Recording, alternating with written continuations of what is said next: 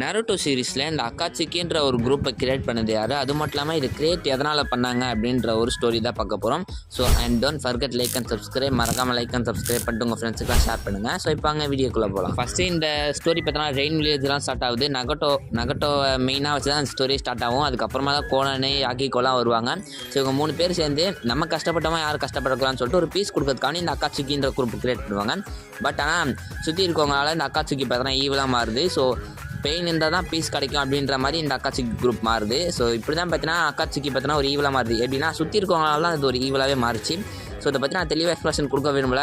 So ஸ்டோரியை பார்த்தவங்க, அது மட்டும் இல்லாமல் நருட்டோ ஷிப்டன் பார்த்தவங்க எல்லாருக்குமே தெரிஞ்சிருக்கும் எதனால் வந்து அக்காட்சுக்கி ஈவலாக மாறிச்சுன்னு.